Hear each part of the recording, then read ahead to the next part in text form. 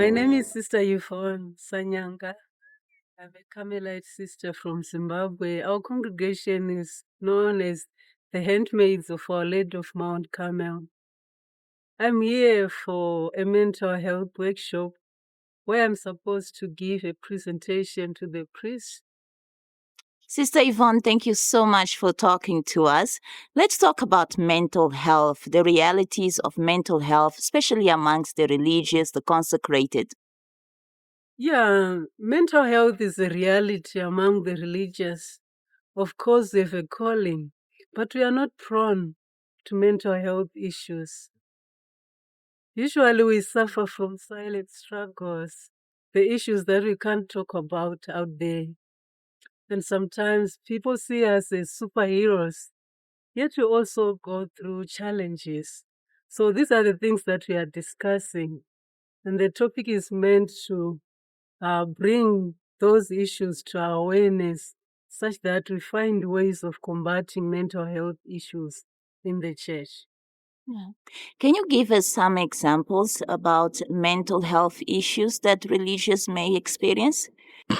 Some of them include depression, which often manifests in suicidal cases, ideations, attempts among the religious, issues that are never spoken about.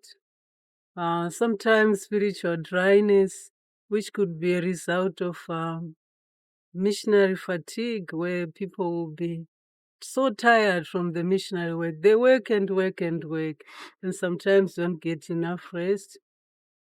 Sometimes we hear about people getting into silent addictions as ways of coping through pressure, and also issues to do with emotional challenges stemming from chronic illness that we are sometimes diagnosed with.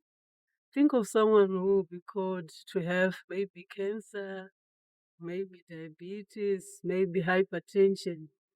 This can temper with our mission because we are called to serve. So if I'm having this chronic illness, definitely it affects me emotionally. And therefore, psychological issues creep in and mental health issues start to emerge.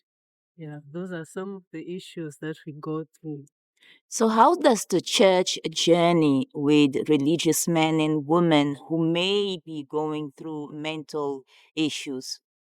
Well, the church is trying to establish mental health facilities where the religious can access mental health assistance, but we are advocating for more in the church.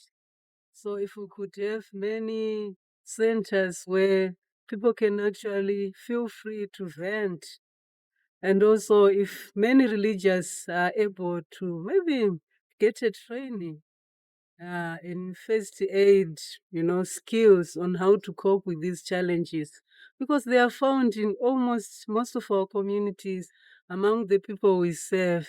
You know. So I think awareness can empower us all, and we can combat this pandemic together.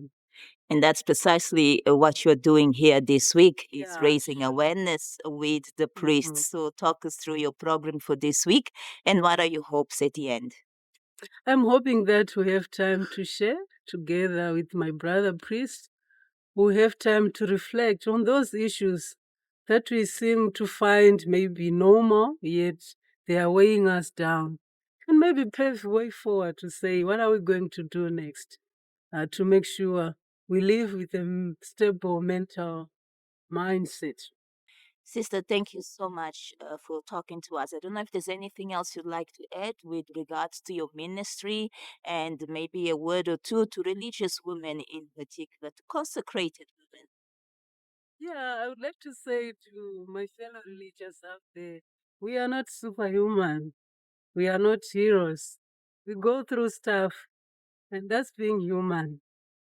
The grace of God will make us to sail through.